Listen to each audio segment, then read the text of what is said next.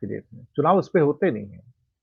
किसी को फर्क नहीं पड़ता कि अरहर की दाल 300 रुपए किलो है, मूंग की दाल, उड़द की दाल 300 रुपए किलो है, काबुली चना 300 रुपए किलो है, किसी को कोई फर्क नहीं पड़ता। किसी को फर्क नहीं पड़ता कि 60 रुपए किलो आटा है।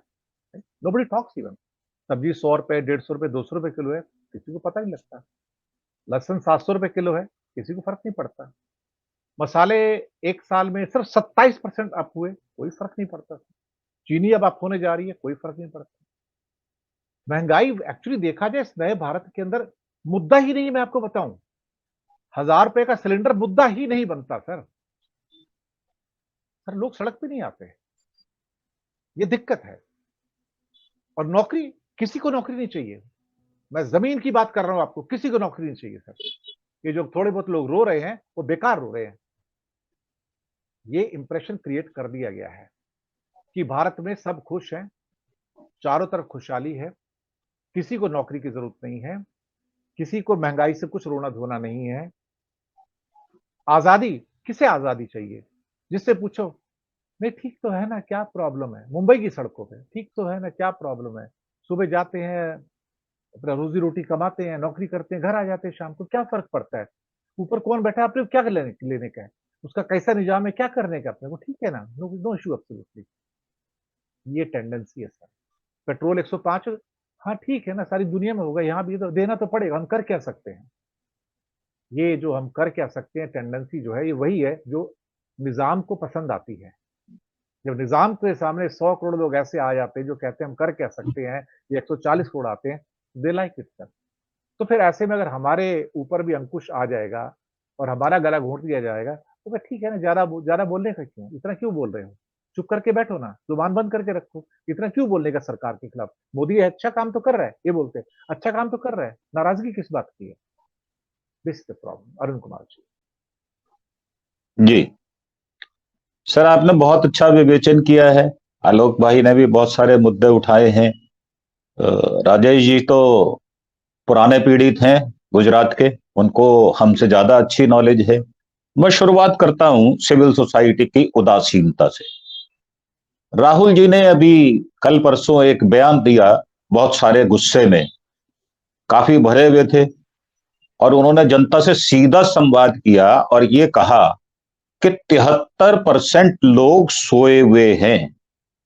और उन्होंने एक प्रश्न उठाया राम मुद्दे पर, रामलला के उद्घाटन के मुद्दे पर, और उनसे उन्होंने जनता से संवाद करते हुए ये बड़ा कड़ा प्रश्न पूछा है कि क्या आप लोग उस रामलला के उद्घाटन में गए, जिसको कहते हैं ना पूरा एक्सपोज, फुल्ली एक्सपोज किया उन्होंने, और प्रधानमंत्री के ओबीसी होने पर बहुत बड़ा प्रश्न चिन्ह लगाया, जो कि बीजेपी का नरेशन है, ये नरेटिव है। और उन्होंने ये बात सिद्ध कर दी कि मोदी जी ओबीसी पैदा ही नहीं हुए थे। ये तो 2000 में जब वो सत्ता में आए, उससे पहले बीजेपी उनकी जो कास्ट है वो स्वर्ण जाति के थे, उसको ओबीसी में लेके आई। अब मैं बात करता हूं मुद्दों की। सर, आपने बहुत अच्छा विषय चुना है। मैं एक बात जानता हूं, मैं अपने बचपन की अगर बात याद करूं तो 6 to 7 जो एनसीसी होती थी, मेरे माता पिता ने मना किया कि इससे पढ़ाई में हर्ज होगा, बेटा आप एनसीसी में मत जाओ। परंतु मुझे बेल्ट कैप का शौक था, मैं भर्ती हो गया उसमें। स्कूल के अंदर रिफ्रेशमेंट मिलती थी, लालच था, और थोड़ा स्वाभिमान भी आता था कि थोड़ा प्राउड फील करते थे कि भाई हम खाकी वर्दी पहन के कैप लगा के जाएंगे।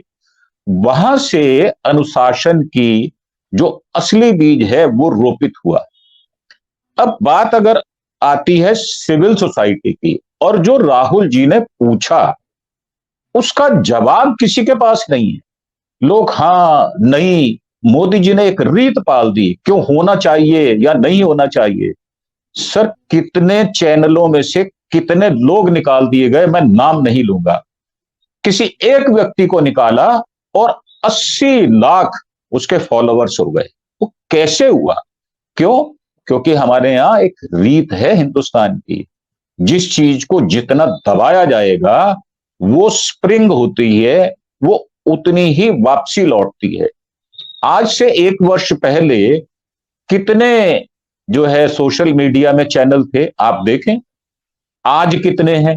ये बात आपकी बिल्कुल ठीक है कि ऊपरी लेवल पर जो इंटरनेशनल लेवल है या जो इंडिया के अंदर पूरे क्षेत्रों में छाए हुए हैं, कोई ऐसा चैनल हो जो साउथ में भी हो, नॉर्थ इंडिया में भी हो, वेस्ट इंडिया में भी हो, उसको तो सप्रेस किया जाएगा क्योंकि उनके पास 4 जो है सर्विस एजेंसीज हैं, सीबीआई है, आईटी है, ईडी है, उसको दबा लेंगे।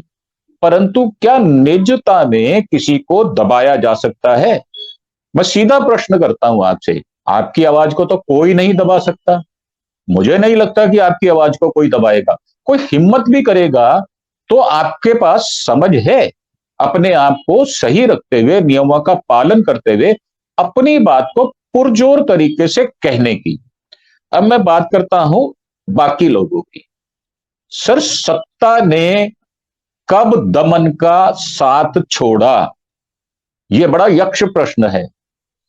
ये राम का राज्य नहीं है, ये त्रेता युग नहीं है कि राम जी जाएंगे भेष बदलकर और एक आदमी की बात सुनेंगे और पत्नी को छोड़ देंगे। बिल्कुल नहीं।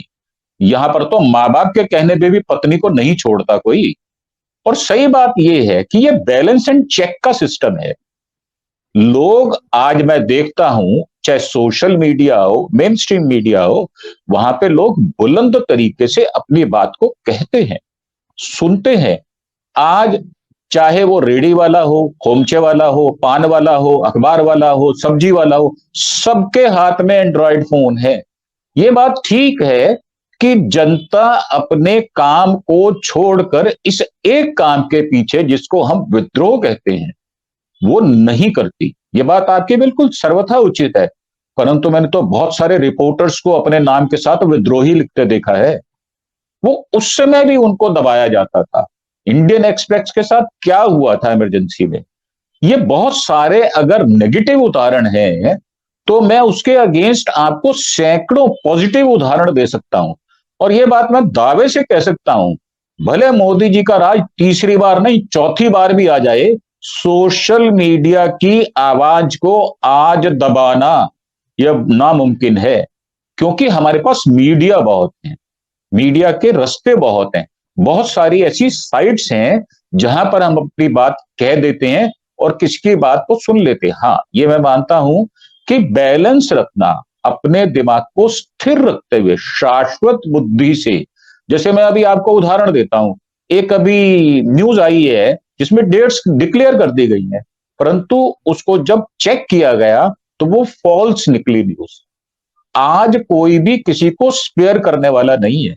अगर मान लीजिए हम 4 लोग बैठे हैं, मैं कोई अपशब्द कहूंगा, आप 1 मिनट में टोक दोगे, आप मुझे स्पेयर नहीं करोगे। ऐसे ही भले ही भारतीय जनता पार्टी में लोग चापलूसी, चाकरी, चरण वंदना कुछ भी कर रहे हो, परंतु जब आप उनके गले में हाथ डाल के अकेले में ले जाते हैं तो वो सब कुछ कबूलते हैं। जो अपडेट्स हैं उनके पास हमसे ज्यादा हैं। हमें शायद नहीं पता कहां कहां दबाया जा रहा है, वो शायद ज्यादा अच्छा जानते हैं। एक इंटरव्यू हुआ था बाबा रामदेव जी के साथ, उस व्यक्ति का क्या हुआ, उस रिपोर्टर का क्या हुआ? क्या वो दब गया? क्या उसने अपनी आवाज को उठाना बंद कर दिया? मैं बहुत सारे उदाहरण दे सकता हूं और बहुत आशान्वित हूं, और इस मामले में मैं रिजिड हूं कि मैं अपनी आवाज को कम नहीं होने दूंगा, भले मेरे प्राण चले जाएं। सर, जीवन का एक उद्देश्य होता है, और रिपोर्टर जो होता है वो जब रिपोर्टिंग करने के लिए कोर्स करता है तो उसको पता होता है कि मुझे मुश्किलों का सामना करना पड़ेगा, दूरी जो व्यवस्थाएं हैं उनको उजागर करना पड़ेगा, और ऐसी ऐसी बातें बतानी पड़ेंगी जो आम जनता को पता होने की तो बात छोड़ दो, वर्षों वर्षों उनको छिपाया जा सकता है। परंतु क्या वो छिपती हैं? क्या हमारे खोजी पत्रकार जितने भी हैं, मैं सैल्यूट करता हूं उनको, क्या वो छिपने रहने देते हैं? हमारे यहां तो क्राइम रिपोर्टर भी बहुत हैं। मोदी जी आज एक बात कहते हैं, मैं आपको बड़े विश्वास से कह रहा हूं, 3 मिनट के अंदर पूरे विश्व में उनका बयान का बखान आ जाता है। जैसे अभी कल उन्होंने उद्घाटन किया और ये कहा कि कलगी अवतार का यह मंदिर बनाया जा रहा है, तो मैंने तो दावा किया है उसके अंदर उनकी खुद की मूर्ति लगने वाली है। जो प्रमोद ने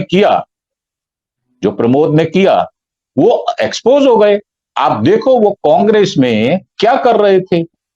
वो एक हमारे यहां जैसे कहते हैं ना कि खबर देने वाला थाने में रखे जाते हैं, ऐसे ही वो खबर देने वाले थे।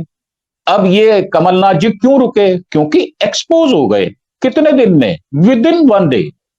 तो ये खोजी पत्रकारिता या सोशल मीडिया को आप दबा लोगे, ये विषय बहुत अच्छा है।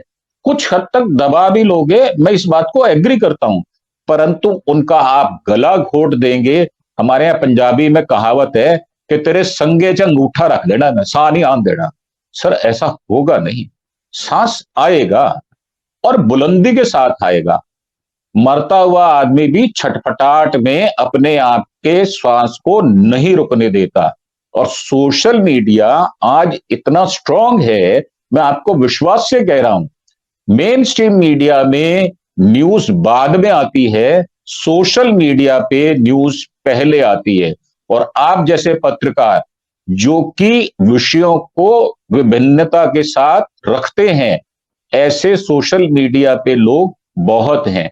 ये बात ठीक है कि उनका संगठन नहीं है, हम संगठित नहीं है, आपस में वार्ता नहीं करते, बातचीत की कमी है, और सिविल सोसाइटी से हमारा संवाद बहुत कम है। मैं सिविल सोसाइटी में जब जाता हूं तो अपने मुद्दों को रखता हूं, प्रश्न पूछता हूं, और ठोस तरीके से पूछता हूं। मैं अगर मैं आपको अपनी रिकॉर्डिंग दिखाऊं तो मैं तो उकसा देता हूं लोगों को। तो मुझे नहीं लगता कि सोशल मीडिया मोदी जी के तीसरी बार आने के बाद मर जाएगा। मुझे लगता है सोशल मीडिया और मुखरता से आएगा, इसमें और लोग जुड़ेंगे। 144 करोड़ लोगों में बहुत सारे ऐसे व्यग्र लोग हैं जो इस विषय में आना चाहते हैं, परंतु हम उनकी बाजू पकड़ नहीं रहे। आज बातचीत है कोऑपरेशन करने की। सोशल मीडिया संगठित हो, अपनी आवाज को और बुलंद करे, मैं ऐसी आशा रखता हूं। जी।